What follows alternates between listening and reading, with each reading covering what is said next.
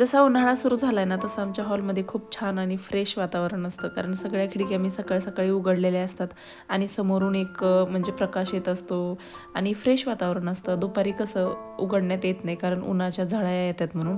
आणि सकाळी एकदम असं भारी वाटतं मला. मी सगळ्या खिडक्या उघडून ठेवत असते. आणि सध्या सानूची ना शाळा सकाळून आहे, त्याच्यामुळं माझं सकाळचं काम खूप लवकर आवरण्यात येते. आणि आज मी तिला डब्याला द्यायला मेथीची भाजी आणि चपाती करणार होते. आणि त्याचीच माझी तयारी सुरू होती. आणि हे बघा, हे बिटकू पण उठलं होतं आणि उठलं की माझ्याकडे आली होती ती, मम्मा मनुका दे मला.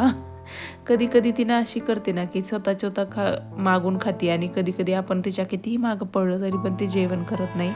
आता इथून पण इतकं छान ऊन येत होतं ना, आणि हे 2च झाडं आहेत सध्या इथं सकाळचं ऊन येतं, त्याच्यामुळे मी इथं ठेवलेले आहेत. आणि खाली ठेवलं तर मग साऊ त्याच्यातली सगळी माती वगैरे काढतं, सगळं करतंय, त्याच्यामुळे ते घरात मी ठेवलेलीच नाही तर झाडं, फक्त हे 2 आहेत.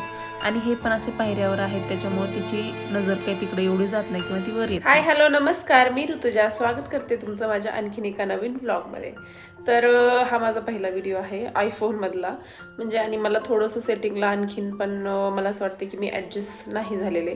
पण मला वाटतं मी शूट केल्याशिवाय ॲडजस्ट पण होणार नाही. मी 2 दिवस घालवलेत त्याच्यात की मी तेच सेटिंग बघते, मी व्हिडिओ बघते त्याचे, हे सेटिंग करा, ते सेटिंग करा, हे ऑन करा, ते ऑफ करा. पण मला असं काही हे होत नाहीये, कारण मला असं वाटतं म्हणजे आता तर मग काल तर एवढं डोकं दुखलं माझं की मला काहीच सेटिंग सापडेना. आणि तर म्हणलं असं द्या, आता काही शूट सुरू केल्याशिवाय आपल्याला त्यातले चेंजेस करायचे कळणार नाहीयेत. त्याच्यामुळं म्हणलं चला आता आज सुरू करू, जे असेल ते असेल, एखादा दुसरा खराब येईल याच्यापेक्षा दुसरं काय होणार आहे. त्याच्यामुळे म्हणलं चला सुरू करूया. नाश्ता झालेला आहे. आणि आता अशाच 10वीची जेव्हापासून परीक्षा सुरू झाली होती ना, तेव्हापासून सानूची शाळा सकाळी असायची, त्याच्यामुळे माझं सकाळचं काम एवढं पटपट आवरतंय.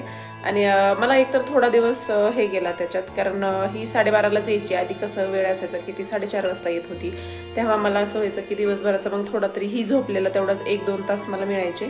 आणि ही जेव्हा लवकर यायला लागली ना, माझं कामच संपना, म्हणजे मध्ये मध्ये तर माझे व्हिडिओ पण थोडेसे, म्हणजे मला शूटच करणं झालं नाही की मी कुठं हा टाईम ॲडजस्ट करू, काय करू. पण नंतर हळूहळू त्या पण रुटीनची मला सवय लागली. आणि आता सानू जशी घरी आहे ना, तसं साऊ पण फार कमी त्रास देते मला, म्हणजे तिचं खेळती किंवा त्या दोघी खेळतात. आणि इथे एक जवळ लहान मुलगी पण आहे, आणि तिच्यासोबत पण आता ती थोडीशी ॲडजस्ट व्हायला लागली. कारण तिचं असं आहे की तिला लहान लेकरं बिलकुलच आवडत नव्हते, म्हणजे बिलकुल त्यांच्यासोबत खेळणं नाही, काही नाही.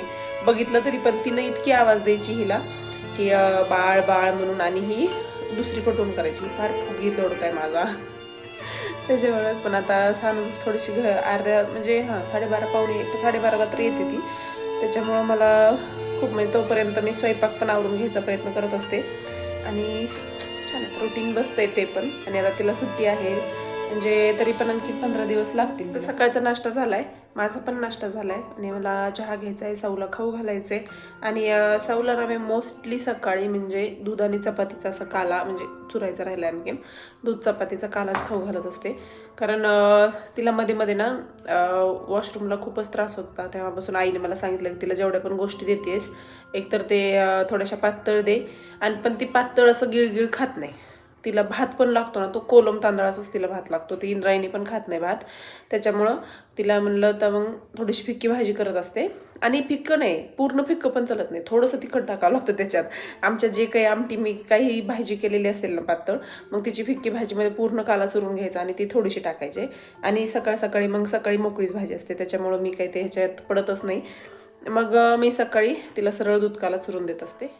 आता साऊला खाऊ पण घालायचं होतं, आणि तोच वेळ असतो मला की मी तेवढाच वेळ शांत बसून असा चहा घेत असते. चहाचा वेळ आपल्याला असं पाहिजे असतो ना की एकदम थोडंसं शांत बसावं, काही वेगळं करायचं नाही, फोन डवचायचा नाही, काही नाही, फक्त बसून चहा घ्यायचा. आणि ती वेळ असते माझी जेव्हा मी साऊला खाऊ घालत असते सकाळी. तिला एका साईडला खाऊ घालायचं, तिचं कार्टून चालू असतं, आणि आपण मस्त निवांत बसून चहा घ्यायचा. तशी ती आता खायला एवढी काही त्रास देत नाही, म्हणून मी तर मला चहा केला होता आणि तिला दूध आणि चपाती चुरून घेतली होती.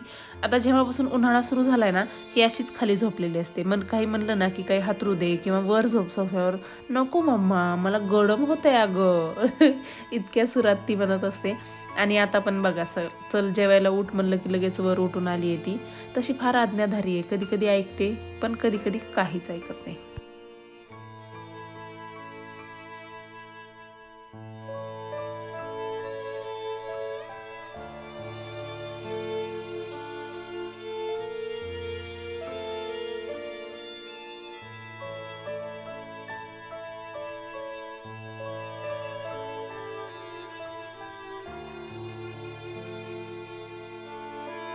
आणि हे बघा, खाऊन झाल्यावर पण मी इकडे-तिकडे थोडं कामात गुंतले, की आणखीन ती टीव्ही पुढे तशीच खाली जाऊन झोपली होती. पण तिची ती नादी लागती ना, म्हणून मी काय तिला डिस्टर्ब केलं नाही. नंतर सगळं काम वगैरे आवरल्यास सानू पण आली होती शाळेतून आणि मला सरबत करायचं होतं. आता सध्या ना एक 11चा चहा मी बंद केलाय, कारण माझं असं असायचं, की सगळं काम करायचं आणि नंतर एकदा चहा घ्यायचा शांत बसून आणि तो चहा आता बंद झालाय. म्हणलं आता फारच उन्हाळा येतोय आणि सानूनं पण शाळेतून आलेली असते. मग त्याच्यामुळं मी त्यावेळेला सरबत करत असते.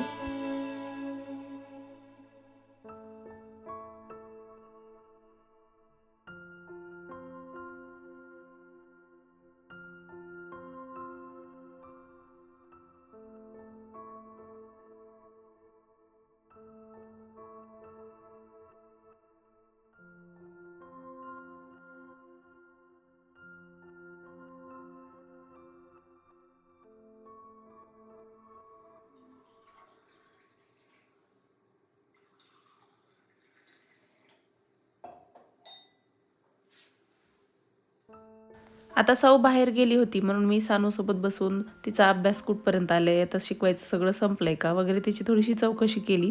तसं सौ असते ना त्याच्यामुळं मला तिच्यापाशी जास्त बसता येत नाही आजकाल. तरी पण मी तिला सांगितलेलं तुला कोणताही डाऊट असेल, मी काहीही करत असेल तरी माझं काम बघायचं नाही किंवा मम्मा काम करते असं विचार करायचा नाही.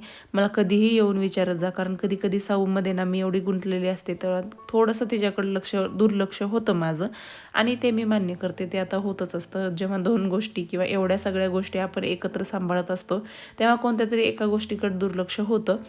म्हणून मी तिला सांगून ठेवलेलं असतं आणि तिनं वारंवार येऊन मी रोजचं तिला एक अभ्यास दिलेला असतो, की आज तुला एवढा अभ्यास कंप्लीट करायचा आहे किंवा मग आज एवढे शब्द कंप्लीट करायचे आहेत. मग रोज संध्याकाळी बसून ती रिव्हिजन मी तिची घेत असते आणि आता सौ गेली होती त्याच्यामुळं म्हणलं चला आता सानूसोबत थोड्याशा गप्पा मारूया आणि इथं गप्पा मारत आम्ही दोघींनी सरबत पिलं.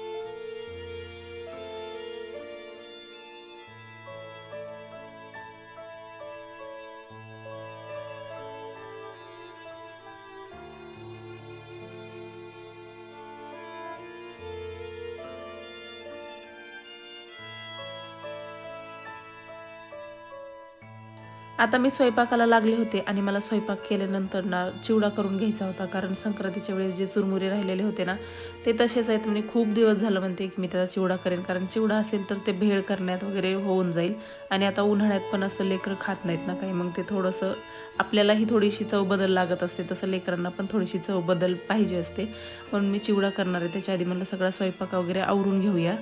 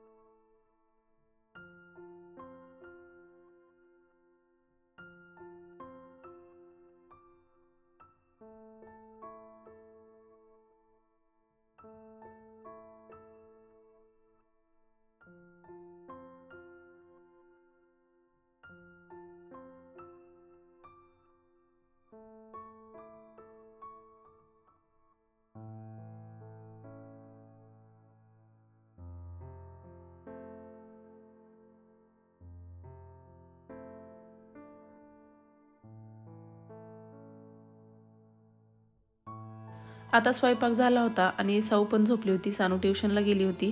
मग मी खूप वेळ झाला मी लोळे-लोळे आराम केला आणि म्हणलं आता काहीतरी प्रोडक्टिव्ह काम करूया. म्हणून मी किराणा सामानाची लिस्ट बनवायला घेतली. आता हे मी WhatsAppवरच पाठवते, पण मी असं आधी लिहून घेत असते, कारण प्रत्येक वेळेस माझ्याकडून असं होतं ना, की काही ना काही राहतं आणि मग आमच्या दोघांची चिडचिड होते, की तू प्रत्येक सगळं सामान एकदाच का सांगत नाही? प्रत्येक एक एक हे आणा, एकदा हे आणा, एकदा ते आणा. म्हणून मी इथं लिस्ट करत असते आधी अशी. आणि 2 दिवस लागतात मला हे लिस्ट करायला. आठवल तसं जाऊन लिहायचं, आठवल तसं जाऊन लिहायचं, असं माझं चाललेलं असतं आणि तेच लिस्ट मी करत होते. खूप दिवसांचं म्हणजे संक्रांतीला जे साऊला बोरनान घालायला चुरमुरे आणले होते ना, ते तसेच आहेत. आणि दिवाळीचं चुरमुऱ्याचं चिवड्याचा मसाला आणि मक्याची पापडी आहे. तर मला चला आता थोडेच आहेत ते, जास्त नाहीत, कारण अर्धे मी तिला अंघोळ घालण्यात हे केले होते, नंतर मी काही ते यूज केले नाहीत.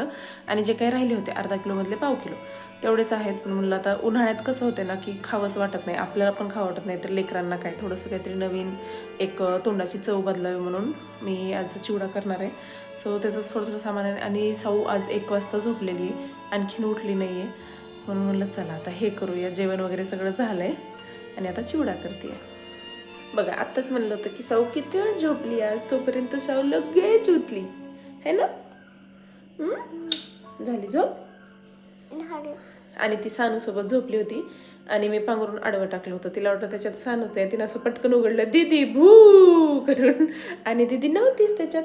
दीदी कुठे गेली? तुझी दीदी ट्युशनला गेली. तुझी दीदी येते आता, आपण चिवडा करतो तोपर्यंत येते दीदी. ओके करायचा का सांग ना. चिवडा खायचा का? कुणाला बघायलीस तू? गोड गोड काय झालं त्याचं?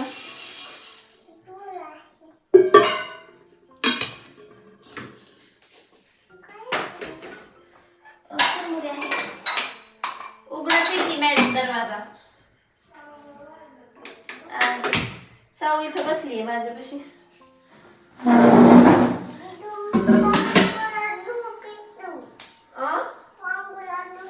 पांघरुणात नव्हती तू, लय भारी करते. कुठे दीदी, कुठे भू नाही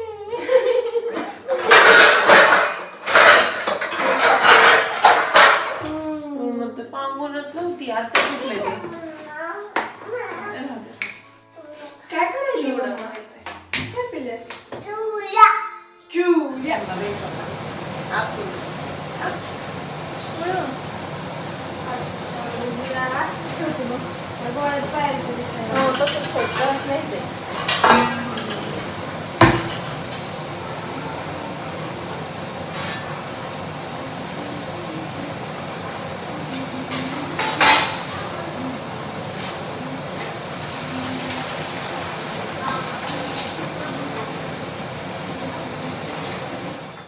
आता तळायला जेवढं काही मी तेल घेतलं होतं ना, त्यातलं थोडंसं तेल बाजूला काढून घेतलं, कारण ते जास्त होतं.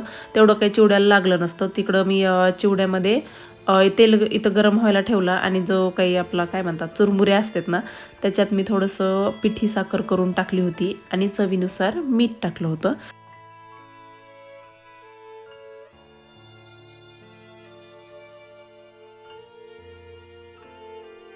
आता तेलामध्ये जिरे मोहरी टाकले, कढीपत्ता, परत शेंगदाणे तर काही मी आधीच तेलात तळून घेतले होते, आणि मीठ पण मी टाकलं होतं. तेच मी मिक्स करते. आणि तेलामध्ये जिरे मोहरी कढीपत्ता, तिखट काय मी टाकणार नव्हते, हळद आणि बघा साऊ कशी भिली आहे कढीपत्ता टाकल्यास, चिवडा मसाला, हे सगळं तेलात टाकून घेतलं. आणि तेच आता तेल मी चिवड्यामध्ये म्हणजे चुरमुऱ्यांमध्ये टाकणार आहे आणि ते चांगलं मिक्स करून घ्यायचं आहे.